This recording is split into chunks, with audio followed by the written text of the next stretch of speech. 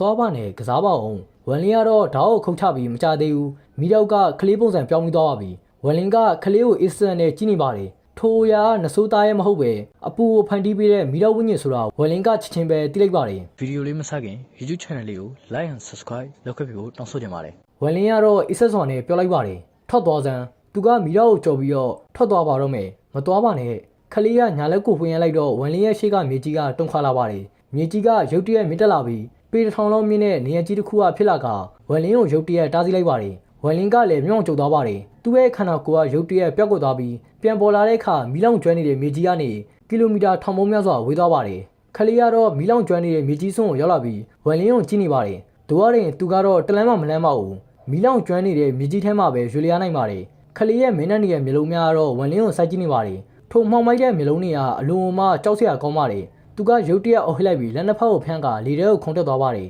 မီဂိုမဲတွေအမြောက်များလည်းထွက်လာပါတယ်ထိုမီဂိုမဲတွေကငကားအုပ်တစ်ခုလိုပဲဖြစ်နေပါတယ်ထွက်လာပြီးတဲ့နောက်မီးလောင်ကျွမ်းနေတဲ့မြေကြီးထဲကိုဝင်သွားပါတယ်ကီလိုမီတာ9000လောက်အကျယ်ဝန်းရှိတဲ့မီးလောင်ကျွမ်းနေတဲ့မြေကြီးကတုံခါလာပြီးရွေလျားလာပါတယ်ဝလင်းကလည်းမျက်မှောင်ကျိုးလိုက်ပြီးခလေးကိုအစ်ဆက်စော်နဲ့ကြည့်လိုက်ပါတယ်ဘာမှပြောပဲသူကလှည့်ပြီးတော့ထွက်သွားပါတယ်ဝလင်းကပို့ပြီးတော့ဝေးသားတော့တွေ့တော့ခလေးကလည်းထိတ်လန့်သွားပါတယ်သူကထမှတ်អော်လိုက်ပြီးမီဂိုမဲတွေကလည်းထပ်ထွက်လာကမြေကြီးထဲကိုစိတ်ဝင်သွားပါတယ်မီးလောင်ကျွမ်းနေတဲ့မြေကြီးကလည်းပိုးရင်းမြတ်ဆန်ဆန်ရွေလျားလာပါတယ်သူကရင်ဝန်လင်းရဲ့အမြင်နှုံးတော့မရှင်းနိုင်ပါဘူးဝန်လင်းရဲ့ပုံရင်ကဝေးတော့တော့အမြင်တော့ခလေးရဲ့မျက်နှာမှာရန်လိုတဲ့အမူအရာများပေါ်လာပါတယ်သူကကောင်းကင်ကိုအုပ်လိုက်ပြီးခန္ဓာကိုယ်ကအပြောင်မီတော့တဲ့အဖြစ်ပြောင်းလဲသွားကမီးလောင်ကျွမ်းနေတဲ့မြေကြီးထဲကိုပြောင်းဝင်သွားပါတယ်မီးလောင်ကျွမ်းနေတဲ့မြေကြီးကပြင်းထန်စွာနဲ့တုန်ခါလာပြီးရုတ်တရက်ပြန့်ကျဲလာပါတယ်ဒီတစ်ခါတော့မေးလေရတော့ပါဘူးကြောက်စရာကောင်းတဲ့အမြင်နှုံးနဲ့ရှေ့ကိုရွေလျားနေတဲ့မင်းကြောင်တစ်ခုဖြစ်ဆန်းထွက်နေပါတယ်ဝန်လင်းကပြန်တန်းနေမျိုးလုံးများအိဆက်သွားပါတယ်လှည့်ကြည့်လိုက်တော့ငကားတစ်ကောင်လိုသူ့ရဲ့နောက်ကိုလိုက်နေတဲ့မင်းကြောင်တစ်ခုကိုတွေ့လိုက်ရပါတယ်ထိုမင်းရဲ့ရှေ့ဆုံးမှာတော့အပြောင်မီတော့တစ်ခုကရှိနေပြီး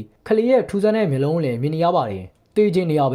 ဝန်လင်းကအရင်တော့ကောင်းကင်ဘုံစွမ်းရည်ကိုမတုံးခဲ့ပါဘူးယခုတော့ကောင်းကင်ဘုံကြောက်စိမ်းတစ်ခုကိုထုတ်ယူပြီးအထဲကနေကောင်းကင်ဘုံစွမ်းရည်အားလုံးကိုစုပ်ယူလိုက်ပါတယ်ပြီးတော့မျိုးလုံးများရွှေအောင်တောက်ပလာပြီးကောင်းကင်ဘုံဓာတ်ကိုမြှောက်လိုက်ပါတယ်ကောင်းကင်ဘုံဓာတ်ကလည်းရွှေအောင်တောက်ပလာပြီးကောင်းကင်ဘုံစွမ်းရည်များပြည့်နေသွားပါတယ်ပြီးတော့ဝန်လင်းကခုတ်ချလိုက်ပါတယ်ကောင်းကင်ဓာတ်ကိုတစ်ချက်ခုတ်လိုက်တာနဲ့နဖျားရဲ့ပြည့်တဲ့လိုပဲအစွမ်းကအရင်အထက်အစာပုံများစွာပို့ပြီးတော့အားကောင်းနေပါတယ်ဓာတ်ရဲ့စွမ်းရည်ကအတန်ထက်ပို့ပြီးတော့မြန်ပြီးသူ့စီကိုတိုးဝင်လာတဲ့မီးလောင်ကျွမ်းနေတဲ့မြေကြီးပေါ်ကိုကြောက်သွားပါတယ်မြေကြီးကလည်းတုန်ခါသွားပြီးဓာတ်ရဲ့စွမ်းရည်ကြောက်လာတဲ့အချိန်မှာမီးလောင်ကျွမ်းနေတဲ့မြေကြီးမှာအကွဲကြောင်းတွေအများကြီးကပေါ်လာပါတယ်အကွဲကြောင်းတွေကလည်းအမြန်ပဲပြန့်နှံ့သွားပြီးမျက်စိတမိတ်အတွင်းမှာပဲမီးလောင်ကျွမ်းနေတဲ့မြေကြီးတစ်ခုလုံးကအကွဲကြောင်းများပြန့်နှံ့သွားပါတယ်ဝန်လင်းကတော့ကွဲသွားစမ်းသူကတူတူလေးပြောလိုက်ပါတယ်ဒိုင်းကနေအတန်တစ်ချမ်းနဲ့အတူမီးလောင်ကျွမ်းနေတဲ့မြေကြီးကကွဲသွားပြီးမြေမုတ်တွေကနေရာအနှံ့မှာပြန့်ကျဲသွားပါတယ်ထိုအချိန်မှာပဲမီးလောင်ကျွမ်းနေတဲ့မြေမုတ်တိုင်းကနေထူးဆန်းတဲ့စွမ်းအားတစ်ခုကထွက်လာပါတယ်ဝန်လင်းရဲ့မျက်နှာအမူအရာကလည်းထူးဆန်းနေပါတယ်လက်ကိုဆန်းထုတ်ပြီးမြေမုတ်အနေငယ်ကိုဖမ်းယူလိုက်ပါတယ်စစ်ဆေးပြီးနောက်ဝန်လင်းကလှည့်ပြီးတော့အမြန်ပဲထွက်သွားပါတယ်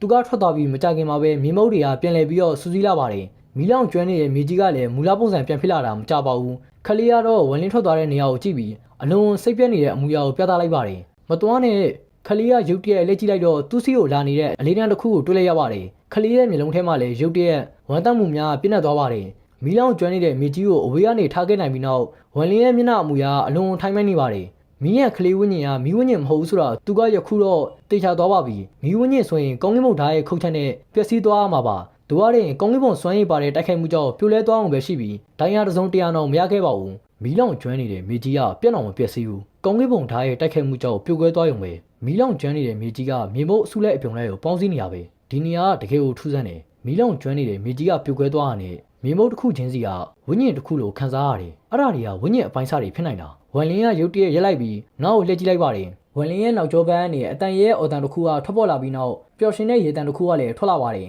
စကားတန်မကြားသေးရင်ပဲဝန်လင်းကရေတန်နေကြားထဲမှာစကားတစ်ခုတော့ရှင်းလင်းလင်းနဲ့ကြားလိုက်ရပါတယ်ငါနဲ့ဆုံးမဲ့သူဟာရှိတယ်ဝန်လင်းရဲ့မျက်နှာလည်းမှိုင်းညွှန်းနေပါတယ်သူ့ရဲ့လက်ထဲကမြေမုံစေးလေးကိုနဖဲအုံနဲ့စစ်ဆေးဖို့ကြိုးစားပေမဲ့တစုံတရာတားဆီးနေရဆိုတော့သူကတွေးရှိခဲ့ရပါတယ်ဝန်လင်းကလည်းမြောင်ကျိုးလိုက်ပြီးကောင်းကင်ဘုံစွမ်းရဲ့အချို့ကိုလှုပ်ရှားစိတ်ကသူ့ရဲ့နဖဲအုံတွေကိုထည့်သွင်းလိုက်ပါတယ်သူ့ရဲ့နဖဲအုံကလည်းပြန်လည်ပြန့်နှံ့သွားပြီးဒီတစ်ခါမှာတော့ထိုအားကိုဖျက်ကျော်ကမြေမုံစေးတွေကိုဝင်ရောက်သွားပါတယ်သူ့ရဲ့နဖဲအုံကမြေမုံစေးတွေကိုဝင်ရောက်သွားတဲ့အချိန်မှာမှန်ကွဲတောင်းကိုသူကကြားလိုက်ရပါတယ်ပြီးတော့မြေမုံစေးကကွဲရသွားပြီးသူ့ရဲ့လက်ထဲမှာအပြောင်မီတော့တစ်ခုကပေါ်လာပါတယ်ထိုမီတော့ကိုမြင်တဲ့အခါဝန်လင်းရဲ့ခန္ဓာကိုယ်ကတုန်ရင်သွားပါတယ်ဝိညာဉ်အပိုင်းစားဒါကတမလူတယောက်ရဲ့ဝိညာဉ်အပိုင်းစားဖြစ်ပြီးမီးသက်စင်ရဲ့အရေးမျိုးကပါနေရဲ့ဒီဝိညာဉ်အပိုင်းစားရဲ့ပိုင်ရှင်ကဘယ်တော့မှကြင်ကြက်မှုမလုပ်ခဲ့ဘူးတဲ့တမန်လူတယောက်ပဲဖြစ်တယ်ဒီလောင်ကျွမ်းနေတဲ့မြေကဒီမြေမုံတွေနဲ့ဖယ်စီးတာဖြစ်ပြီး မြေမုံဈေးတန်းကတော့ဝိညာဉ်အပိုင်းစားတစ်ခုပဲအားလုံးကကျင့်ကြံလို့မရရင်ပဲတမန်လူတွေရဲ့ဝိညာဉ်ဖြစ်ပြီးအဲ့ကလေးကလည်းဒီဝိညာဉ်အပိုင်းစားတွေအားလုံးပေါင်းဆက်ပြီးတော့ဖယ်စီးထားတဲ့တမျိုးမျိုးသောဝိညာဉ်ခန္ဓာတစ်ခုဖြစ်ရမယ်အဲ့ဒါကြောင့်ကောင်းကင်ထားဖျက်ဆီးလို့မရဘူးဝန်လင်းရဲ့မျက်နှာကလည်းပုံပြီးတော့မဲမောက်လာပါတယ်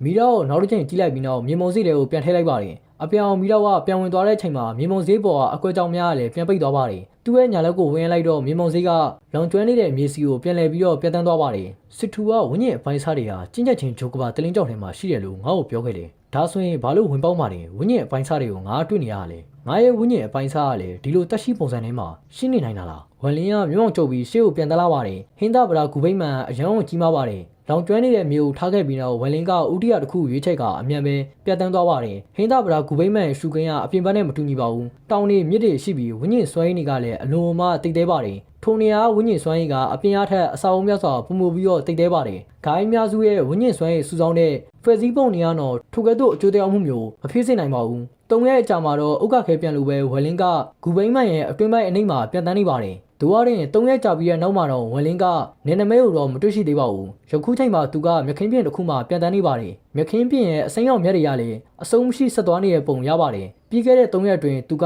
ကျဉ်ကျက်သူတယောက်မှမတွေ့ခဲ့ပါဘူး။သူကပြန်တန်းနေတော့သူ့ရဲ့မျက်နှာအမူအရာပြောင်းလဲသွားပြီးလှည့်ကြည့်လိုက်ပါတယ်။အဝေးကနေကျင်းကျက်သူနှစ်ယောက်ကမိုးကြိုးလိုမျိုးမြန်ဆန်နဲ့ပြန်တန်းလာနေတော့သူကတွေ့လိုက်ရပါတယ်တယောက်ကတော့ယောက်ျားလေးဖြစ်ပြီးနောက်တစ်ယောက်ကတော့မိန်းကလေးဖြစ်ပါတယ်ဝန်လင်းကိုမြင်တဲ့အခါသူတို့ကလန့်သွားပါတယ်ဝန်လင်းရဲ့မျက်လုံးများကလည်းတောက်ပလာပြီးသူ့ရဲ့ကျင်းကျက်မှုအဆင့်ကိုဖုံးကွယ်ထားလိုက်ပါတယ်ယခုဆိုရင်တော့သူကစိတ်ဝိညာဉ်ဖြစ်ပေါ်ခြင်းအဆင့်ကိုရောက်ရှိကစားလူတစ်ယောက်လို့ထင်ရပါတယ်နဖျားအယုံနှစ်ခုကသူ့ကိုစူးစမ်းတယ်လို့မျိုးဖြတ်သွားပါတယ်နောက်ပိုင်းမှာတော့သူတို့နှစ်ယောက်ကအနှဲငယ်စိတ်ဓာတ်ရသွားပုံရပြီးသူ့စီကိုဖြည်းဖြည်းချင်းပြန်တန်းလာပါတယ်ဝန်လင်းနဲ့ပေနေငယ်ကွာမှာသူတို့နှစ်ယောက်ကရက်လိုက်ကြပါတယ်သူတို့နှစ်ယောက်လုံးကအရန်ကြီးအသက်ကြီးတဲ့ပုံမပေါ်ပါဘူးယောက်ျားလေးဖြစ်သူကတော့အစိမ်းရောင်ဝစ်စုံကိုဝစ်ဆင်ထားတဲ့လူငယ်တစ်ယောက်ဖြစ်ပါတယ်ထိုဝစ်စုံကလည်းရှုပ်ပွားနေပြီးအပေါက်တွေနဲ့ပင်လယ်ရေမှုတ်ကပ်များရှိနေပါတယ်သူ့ရဲ့လက်မောင်းမှာလည်းလှုပ်ဝက်ဆန်းကျတဲ့တင်ဂီတာတစ်ခုကရှိနေပါတယ်ထိုအရာကတော့တစ်ခုခုသောဂိုင်းရဲ့တင်ဂီတာပဲဖြစ်ပါတယ်မိန်းကလေးအတွက်ကတော့သူမအနှဲငယ်ရုပ်ဆိုးပါတယ်သူမရဲ့မျက်နှာမှာလည်းဝက်ချက်တွေအများကြီးရှိပါတယ်တမန်လူတစ်ယောက်ကတော့သူမကိုညအချိန်မှာတွေ့မယ်ဆိုရင်ဘလူးနဲ့တော့အထင်မှားနိုင်ပါတယ်သူမရဲ့မျက်နှာကတော့လှပချင်မှလှပပေမဲ့သူမရဲ့ခန္ဓာကိုယ်ကတော့မိန်းမတစ်ယောက်ရဲ့ဆွဆောက်မှုမျိုးရှိနေပါတယ်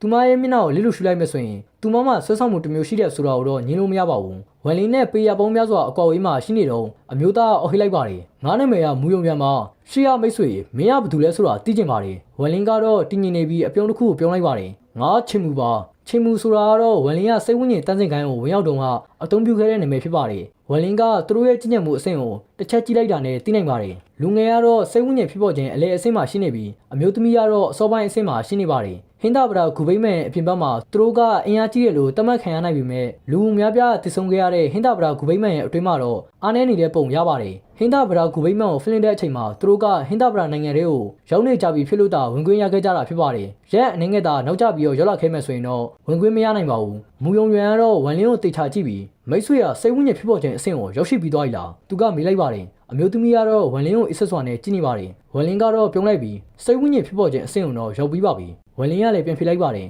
မူယုံရွံကဝန်လင်းကိုတေချာစစ်ဆေးပြီးနောက်စိတ်ဝိညာဉ်ဖြစ်ပေါ်ခြင်းအစောပိုင်းအဆင့်မှာပဲရှိနေရဆိုတာတေချာသွားတော့စိတ်အေးသွားပြီးဒီနေရာကအရန်ကိုအန်နေများတဲ့မိတ်ဆွေငါတို့ကအတူလုပ်ရအောင်လူများရဲ့ပို့ပြီးတော့လုံခြုံနေပဲဝိညာဉ်အပိုင်းစားတွေကိုပြန်ရဖို့အတွက်လည်းအခွင့်အလမ်းကပို့ပြီးတော့များလာလိမ့်မယ်သူကပြောလိုက်ပါတယ်ဝန်လင်းကတော့ခဏတွေ့ပြီးမင်းပြောတော့ကိုကြားတော့မင်းကမင်းရဲ့ဝိညာဉ်အပိုင်းစားကိုပြန်ရဖို့ယုံကြည်မှုရှိတဲ့ပုံပဲဝန်လင်းကပြောလိုက်ပါတယ်ပြောနေရင်လည်းသူ့ရဲ့မျိုးလုံးများကလည်းလင်းလက်သွားပါတယ်မူယုံရွံကတော့ရေလိုက်ပြီးမင်းကမသိရင်ပဲငါဟင်းသားဗရာဂူဘိမန်ကိုပထမအဆုံးဝင်ခဲ့တဲ့လူတွေထဲကတယောက်ပဲချန်ဖန်နဲ့စွန့်ပစ်ခံမသိမျိုးမျိုးနဲ့ကအရွှေရှိရဲ့ရှာမန်တွေကအတွင်းပိုင်းကိုဝင်သွားတော့ငါကိုယ်တိုင်မြင်ခဲ့ရတယ်ငါရဲ့ကျင့်ကြံမှုအဆင့်ကမလုံလောက်လို့သာအတွင်းပိုင်းကိုဝင်နိုင်ခဲ့တာသူကပြောလိုက်ပါတယ်အော်ဒီလိုလားဝန်လင်းကလည်းပြုံးလိုက်ပြီးချန်ဖန်နဲ့သူတို့ကဘယ်လိုဝင်သွားကြရလဲဝန်လင်းကမေးလိုက်ပါတယ်မူယုံရွံကတော့ထူးဆန်းတဲ့အပြုံးနဲ့ဝင်ပေါက်ကရစ်ပလင်တစ်ခုပဲလို့ပြောလို့ရတယ်သူတို့ကအတော်ကြီးကိုရှာပြီးမှအဲ့ပလင်ထဲကိုဝင်သွားကြတာဒါပေမဲ့ပလင်ထဲမှာရှိတဲ့နေရာဝေးလံပြီးတော့အရန်ဝအနေများတယ်လူပိုများလာမှပဲတွားလို့ရမယ်အဲ့ဒါဆိုရင်တော့အခွင့်အလမ်းကပို့ပြီးတော့ကောင်းလာလိမ့်မယ်သူကပြောလိုက်ပါတယ်ဝန်လင်းရဲ့မျက်လုံးများတော့တင်းငင်နေပါတယ်သူကတော့မူယုံရွံကိုကြည့်ပြီးပြုံးလိုက်ကခေါင်းကိုညှက်လိုက်ပါတယ်သူတို့နှစ်ယောက်ကစကားပြောနေတော့မူယုံရွံရဲ့ဘေးကအမျိုးသမီးကအဖိုးစကားတွေပြောနေစရာမလိုဘူးသူမကပြောပြီးတော့ထွက်သွားပါတယ်သူမရဲ့ကြောပြင်းကိုကြည့်ပြီးမူယုံရွံတပင်းကိုချလိုက်ကနောက်ကျောကကြည့်ရင်တော့တော်တော်လှတဲ့မိန်းကလေးပဲနှမျောစရာပဲသူကပြောလိုက်ပါတယ်ပြောပြီးတာနဲ့သူကဝန်လင်းကိုလက်နှစ်ဖက်ဆုပ်ပြီးအမျိုးသမီးရဲ့နောက်ကနေလိုက်သွားပါတယ်ဝန်လင်းကတော့မေးစေးကိုပုတ်ပြီးသူတို့နှစ်ယောက်ရဲ့နောက်ကိုဖြည်းဖြည်းချင်းလိုက်သွားပါတယ်သူကမူယုံရွံကိုလည်းတစ်ချက်နဲ့ကြည့်နေပါတယ်သူ့ရဲ့လက်ရှိအင်ကြီးပေါ်ကအမှတ်သားနဲ့ဝစ်စားပေါ်ကအနှဲအောင်သွေးမှတ်တွေကြောင့်သူကစဉ်းစားနေမိပါတယ်သူ သူတို့ကပြန်တန်းနေတော့ဝန်လင်းကမူယုံရန်ရိပ်ပလင်မှာဘလူးအန်နီတွေရှိလေသူကမေးလိုက်ပါတယ်မူယုံရန်ရဲ့မျက်လုံးထဲမှာလည်းကြောင်းမှုများပေါ်လာပြီးအသက်ကိုပြင်းပြင်းရှုကငါအဝေးကနေပဲမြင်လိုက်တာအရွက်ရွှဲရှာမန်၃ယောက်နဲ့စိတ်ဝိညာဉ်အသွင်ပြောင်းခြင်းအဆင့်အကြီးကဲ2ယောက်ကတည်သွားတယ်သူတို့အားလုံးကတည်သွားကြအောင်ရန်သူမမြင်လိုက်ရဘူးဝယ်လင်ကလည်းမပြုံးပြုံးနဲ့ပြုံးလိုက်ပြီးမူယုံရန်ရဲ့ကံတကယ်ကိုကောင်းတာပဲသူကစားနှုတ်တဲ့လေတံနဲ့ပြောလိုက်ပါတယ်မူယုံရန်ကလည်းကြောင်သွားပြီးသတိထားတဲ့အပြုံးနဲ့ငါအရန်ကိုဝေးနေလို့ချက်ချင်းပြေးလို့လုခဲ့တာဒါပေမဲ့တခုတော့တေချာတယ်အဲ့မှာအရန်ကိုအင်အားကြီးမှတဲ့တစုံတစ်ခုကရှိနေတယ်အဲ့ဒါအရန်ကိုမှအန်နေများတယ်ဝင်ဖို့အတွက်လူတွေအများကြီးကိုပို့ပြီးတော့လိုအပ်တယ်သူကပြောလိုက်ပါတယ်ဝန်လင်းကလည်းမူယုံရန်ကိုထူးဆန်းတဲ့အပြုံးနဲ့ကြည့်ပြီးဘာမှပြောတော့ပါဘူးမူယုံရန်ရဲ့စိတ်တွေကတော့နှစ်သွားပါတယ်ဝန်လင်းကိုတေချာကြည့်ပြီးတော့သူကလည်းလက်ထွက်သွားပါတယ်သူတို့တောင်းကမြေပြင်ပေါ်မှာမြောက်တက်သွားပါတယ်ဒူရီယာနီရဲ့နေလည်ပိုင်းမှာအမျိုးသမီးကရက်လိုက်ပြီးဝေးရောက်ကြည့်ကရှေ့မှာလူတယောက်ရှိတယ်သူမအစ်ဆက်စွာနဲ့ပြောလိုက်ပါတယ်သူမစကားပြောပြီးတာနဲ့ဓာတ်ချောင်းကလေထဲကိုထိုးပေါက်လာပြီးသူတို့စီကိုဦးတီလာပါတယ်ပင်ထက်နဲ့ဓာဆွမ်းရင်ကနီကလာနဲ့အမျှအေးဆက်တဲ့လေတူကပုံဝင်ချင်းကိုဖုံးလွှမ်းသွားပါတယ်အဖီအောင်ပြန်တန်းနေတဲ့ဓာတ်အဖြည်းဖြည်းနဲ့နီကလာခဲပါတယ်ဓာပေါ်ကလူကတော့မိကောင်းဝစ်ဆုံဝစ်ထားတဲ့သပင်အဖီအောင်နဲ့လူအကြီးတယောက်ဖြစ်ပြီးသူ့ရဲ့မျက်လုံးများကတော့မိုးကြိုးလိုမျိုးတောက်ပွားနေပါတယ်သူ့ရဲ့မျက်နှာကတော့အတော်လေးကိုမိုင်းနေပြီးသူ့ရဲ့နောက်ကိုပြန်ပြီးတော့ကြည့်နေပါတယ်ဝယ်လင်းရဲ့မျက်လုံးများကတော့လင်းလက်သွားပါတယ်သူကတစ်ချက်ကြည့်ုံနဲ့ဘာမှနေလဲဆိုတာသိနိုင်ခဲ့ပါတယ်လက်စီတောင်းတစ်ခုကလည်းလူကြီးရဲ့နောက်ကိုလိုက်နေပါတယ်လက်စီကတော့အသက်ရှင်နေသလိုသူ့ရဲ့နောက်ကနေကပ်ပြီးတော့လိုက်နေပါတယ်ထွက်ပြေးနေရင်လူကြီးရဲ့နှဖျားယုံကသူတို့တောင်းစီကိုဖက်တန်းသွားပြီးဝန်လင်းကိုမြင်တော့အမေနှိမ့်တန်ကိုပေးလိုက်ပါတယ်ဝန်လင်းကတော့ထိုအဖိုးကြီးကိုအရင်ကမြင်မှုပါတယ်ဟင်းသာဗရာဂူဘိမ့်မန်ရဲ့အပြင်ဘက်ကစိတ်ဝိညာဉ်အသွင်ပြောင်းခြင်းအဆင့်ကျင့်ညက်သူ16ရောက်ထဲကတယောက်ဖြစ်ပါတယ်သူ့ရဲ့ကျင့်ညက်မှုအဆင့်ကတော့စိတ်ဝိညာဉ်အသွင်ပြောင်းခြင်းအစောပိုင်းအဆင့်ဖြစ်ပါတယ်သူကမရက်ပဲမြန်ပဲပြောလိုက်ပါတယ်ကျင့်ကြံသူမိတ်ဆွေတို့အမြန်ပဲနောက်ကိုဆုတ်ကြအဲ့ဒါရန်အောင်ထူးဆန်းတယ်ထိုအချိန်မှာပဲမူယုံရန်ကလူကြီးကိုလိုက်နေတဲ့အကြောင်းကိုတမန်ပဲကြည့်လိုက်ပါတယ်သူ့ရဲ့အကြီးကအရန်အောင်တမန်ပေမဲ့လက်စီကလည်းချက်ချင်းပဲရက်သွားပြီးမကြင်မနဲ့အဟိတ်ပြီးတော့ထွက်ပြေးသွားပါတယ်အရာအလုံးကအရန်အောင်မှမြန်လုံးပါတယ်ဝန်လင်းကတော့မူယုံရန်ကိုအထူးဂရုစိုက်ပြီးကြည့်နေလို့သာဘာဖြစ်သွားလဲဆိုတော့မြင်လိုက်ရတာဖြစ်ပါတယ်လက်စီကလည်းအမြန်ပဲပြောက်ကွက်သွားပါတယ်ပြန်တန်းနေတဲ့ဓာတ်ပေါ်ကလူကြီးကတော့အံ့ဩသွားပါတယ်သူကလည်းရက်လိုက်ပြီးနောက်ကိုလက်ကြည့်လိုက်ရောမျက်ခုံးများတွန်းလှန်သွားပါတယ်မူယုံရန်ကတော့အပေါ်ချင်းလဲနဲ့ငယ်တက်လိုက်ပြီးလက်နှစ်ဖက်ကိုဆုပ်ကမူယုံရန်အကြီးကဲကိုနှုတ်ဆက်ပါတယ်သူကပြောလိုက်ပါတယ်လူကြီးကတော့မူယုံရန်ကိုအစ်ဆက်စွာနဲ့ကြည့်ပြီးသူ့ကိုလစ်လူရှူထားပါတယ်သူ့ရဲ့အကြည့်များကတော့ဝန်လင်းစီကိုရောက်ရှိသွားပြီးလက်နှစ်ဖက်ဆုပ်ကကျေးဇူးတင်ပါတယ်မိတ်ဆွေကျင့်ရသူစံလူသူကပြောလိုက်ပါတယ်ခဏတွေ့ပြီးနောက်ထိုအရာဘာလို့သူ့ကိုမလိုက်တော့လဲဆိုတာသူကနားမလည်နိုင်ပါဘူးနောက်ဆုံးတော့စံလူနဲ့ပတ်သက်နေမယ်လို့သူကထင်လိုက်ပါတယ်ဘလို့ပဲဖြစ်ဖြစ်စံလူကအရန်အောင်မှနာမည်ကြီးတော့အင်အားကြီးမားတဲ့နီးပညာများသူ့မှာရှိရပါလိမ့်မယ်သူကကျင့်ရသူစံလူလို့ပြောလိုက်တာနဲ့ရုပ်ဆိုးတဲ့အမျိုးသမီးကရုတ်တရက်လက်ကြည့်ပြီးဝန်လင်းကိုတေချာကြည့်လိုက်ပါတယ်ဝန်လင်းကတော့မပြတ်သားစွာနဲ့ပြုံးပြီးခေါင်းခါလိုက်ပါတယ်အဲ့ဒါကျွန်တော်မဟုတ်ပါဘူးလူကြီးရဲ့မျိုးလုံးများလည်းကျင်းသွားပြီးသူကပြောလိုက်ပါတယ်ဒါတွေကိုမပြောပါနဲ့တော့ကျွန်တော်မူရဟိုင်ပါကျင့်ကြံသူစံလူးမှာဂူဘိမ့်မန်ရဲ့အတွင်းပိုင်းကိုဝင်ဖို့အတွက်တဲလုံစားရှိလားဝယ်လင်းကတော့တိတ်ဆိတ်နေပြီးမူယုံယံကိုကြည့်နေပါတယ်မူယံဟန်ရဲ့ရင်တွေကလည်းဒရိတ်တွေနဲ့ခုန်နေပါတယ်မူယုံယံကတော့ပျော်ရွှင်စွာနဲ့လက်နှစ်ဖက်ကိုဆုပ်ပြီးဂျူနီယာမူယုံယံအကြီးကဲကိုဂါရဝပြုပါတယ်သူကပြောလိုက်ပါတယ်မူယံဟန်ကတော့ခေါင်းကိုညှိပ်ပြီးအတွင်းပိုင်းကိုဘယ်လိုဝင်ရမလဲဆိုတာမင်းကသိလားသူကမေးလိုက်ပါတယ်မူယုံယံကလည်းခေါင်းကိုညှိပ်ပြီးအကြီးကဲမူဂျူနီယာသိပါတယ်ဒါပေမဲ့အကြီးကဲကကျွန်တော်တို့ဘာခေါ်သွားမယ်လို့ခရီးပေးရမယ်အကြီးကဲကသဘောတူမယ်ဆိုရင်တော့ကျွန်တော်သိသမျှအကုန်လုံးကိုပြောပြပါမယ်မူယံဟန်ရဲ့မျိုးလုံးများကလည်းတောက်ပေါက်လာပြီးပြောပါဒီအဖိုးကြီးကသဘောတူတယ်သူကပြောလိုက်ပါတယ်မူယုံယံရဲ့မျိုးလုံးထဲမှာလည်းဝမ်းတောင်းမှုများပေါ်လာပါတယ်ဂျူနီယာကလမ်းပြပါမယ်ကျွန်တော်တို့ရဲ့ဦးတီယာကတော့ရိပ်ပလင်ပါအဲ့ဒါအတွင်းပိုင်းကိုဝင်ဖို့အတွက်တခုတည်းတော့လမ်းကြောင်းပါမူယံဟန်ကလည်းခက်ရန်တဲ့လေးတန်းနဲ့အန်ရရှိတာသူကမေးလိုက်ပါတယ်မူယုံယံကလည်းချက်ချင်းပဲရှိပါတယ်ဂျူနီယာကရက်ရှိရဲ့စွန့်ပစ်ခံမတည်ဘူးမြူနဲ့ဝင်နေတည်ဆုံသွားတာကိုမြင်ခဲ့ရတယ်စုစုပေါင်း၈ယောက်ရှိတယ်ဒါပေမဲ့ပထမဆုံးဝင်သွားတဲ့လူကတော့ဘာအန်ရမောက်ကိုမကြုံခဲ့ရဘူးသူကပြန်ဖြေလိုက်ပါတယ်မူယံဟန်ကလည်းမျက်မှောင်ကျုပ်လိုက်ပြီးဝန်လင်းဘက်ကိုလက်ကြည့်ကကျဉ်ကြံသူဆန်ခမ ्या ကိုဘယ်လိုထင်လဲသူကမေးလိုက်ပါတယ်ဝန်လင်းကတော့မူယုံယံကိုပြုံးစီနဲ့ကြည့်ပြီးမူယံဟိုင်ကိုကျွန်တော်တို့နှစ်ယောက်ကပူးပေါင်းမယ်ဆိုရင်တော့မဖြတ်ကျော်နိုင်ဘူးဆိုရင်တော့အသက်အန္တရာယ်တော့မရှိသင့်ဘူးသူကပြောလိုက်ပါတယ်မူယံဟန်ကလည်းရေပြီးတော့ခေါင်းကိုညှိတ်ကမူယုံယံကိုကောင်းလေးလမ်းပြောက်သူကပြောလိုက်ပါတယ်မူယုံယံကလည်းချက်ချင်းပဲခေါင်းကိုညှိတ်ပြီးဝန်လင်းကိုသတိကြီးနဲ့ပြုံးပြီးတော့ကြည့်လိုက်ပါတယ်အကြီးကဲကစိတ်ဝိညာဉ်ဖြစ်ပေါ်ခြင်းအဆင့်ကျင့်ကြံသူမဟုတ်ဘူးဆိုတာသိကြပါတယ်ဂျူနီယာကမသိခဲ့ဘူးအကြီးကဲကကျွန်တော်ကိုအပြစ်မတင်ပါနဲ့သူကထိုးသူပြောပြီးရှေ့ကနေဥဆောင်ပြီးတော့ပြန်တန်းသွားပါတယ်မူယံဟန်ကလည်းဝန်လင်းကိုအချက်ပြလိုက်ပါတယ်နှစ်ယောက်သာသူတို့ရဲ့နောက်ကနေလိုက်သွားပါတယ်ရုပ်ဆိုးတဲ့အမျိုးသမီးကတော့ခဏတာတွေးပြီးမှသူတို့ရဲ့နောက်ကနေလိုက်သွားပါတယ်မူယုံယံရဲ့အမြန်နှုန်းကမြင်ပေမဲ့မူယံဟန်ရဲ့အမြင်မှာတော့အရန်အောင်မှနှင်းလုံးပါတယ်နိုင်ဝက်လောက်အကြာမှာတော့မူယံဟန်ကနှာခေါင်းကိုရှုပ်ပြီးရှေ့တိုးသွားကမူယုံယံကိုဆွဲလိုက်ပြီးဝန်လင်းဘက်ကိုလက်ကြည့်က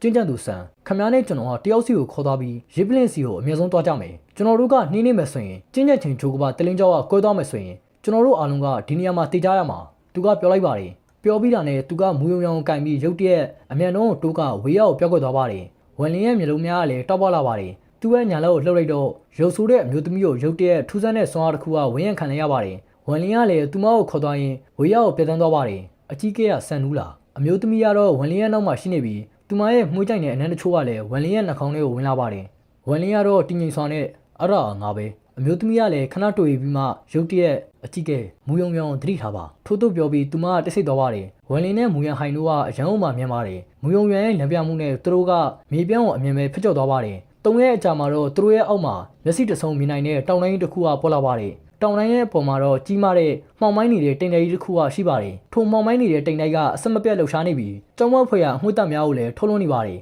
တောင်တိုင်းရဲ့အနောက်ဘက်မှာတော့အလုံးမြင့်မာတဲ့တောင်ထိပ်တစ်ခုကရှိပါတယ်တောင်ထိပ်ရဲ့အများစုကမှောင်မိုင်းနေတဲ့တိမ်တိုက်ထဲမှာဖုံးကွက်နေရကြောင်းမှောင်မိုင်းနေတဲ့တိမ်တိုက်အပြင်ကနေတဝက်လောက်ကိုပဲတေချာမြင်ရပါတယ်မူယုံရန်ရဲ့လမ်းပြမှုနဲ့မူယံဟန်ကမှောင်မိုင်းနေတဲ့တိမ်တိုက်ထဲကိုဝင်သွားပါတယ်ဝန်လင်းကသူ့ရဲ့နှဖျားအယုံကိုဖြန့်ကျက်ပြီးနောက်ကနေတေချာလိုက်သွားပါတယ်မှောင်မိုင်းနေတဲ့တိမ်တိုက်ထဲမှာဝန်လင်းကသူ့ရဲ့ပါးစပ်ကိုဟပြီးအမဲရောင်အလွှာတစ်ခုကိုထွေးထုတ်လိုက်ပါတယ်အမဲရောင်အလွှာမှောင်မိုင်းနေတဲ့တိမ်တိုက်ထဲမှာအမြန်ပဲပျောက်ကွယ်သွားပါတယ်ပြီးတော့သူ့ရဲ့တုံတော်အိတ်ထဲကတစ်ခုခုထုတ်လိုက်ပါတယ်တစ်ချက်လှုပ်လိုက်တော့ထိုရာကလည်းမှောင်မိုင်းနေတဲ့တိမ်တိုက်ထဲမှာပျောက်ကွယ်သွားပါတယ်သူကထိုရာအလုံးမှောင်မိုင်းနေတဲ့တိမ်တိုက်ရဲ့အကာအကွယ်နဲ့မတိမတာလှုပ်ခဲ့တာကြောင့်ဘသူကမှမေးမိပါဘူးသူ့ဘေးနာအမျိုးသမီးကတော့မေးမိခဲ့ပါဘူးထိုရာကတော့သူတို့ရဲ့ကြီးညံမှုအစင်းရဲ့ကွာခြားချက်ကအရန်အုံမှာကြီးမားလို့ဖြစ်ပါတယ်မှောင်မိုင်းနေတဲ့တိမ်တိုက်ထဲကတောင်ကတော့မှုံဝါးနေပါတယ်တောင်ထဲကိုလည်းတစ်ခုခုကပတ်ထားနေသလိုပဲဖြစ်နေပါတယ်ထူးဆန်းတဲ့ခံစားချက်တစ်မျိုးကိုလည်းပေးစွမ်းနေပါတယ်တောင်ရဲ့ထိပ်မှာတော့ကျယ်ဝန်းတဲ့ပလက်ဖောင်းတစ်ခုကရှိပြီးပလက်ဖောင်းရဲ့အလယ်မှာတော့အမဲရောင်ရေးပလင်တစ်ခုကရှိပါတယ်ထိုရေးပလင်ကမျောစင်တစ်ခုဖြစ်ပြီးအပေါ်တက်ဖို့လှေကားတွေလည်းရှိပါတယ်မျောစင်ရဲ့အပေါ်ဆုံးမှာတော့ခွက်နေတဲ့ဂျိုက်တစ်ခုကရှိပြီး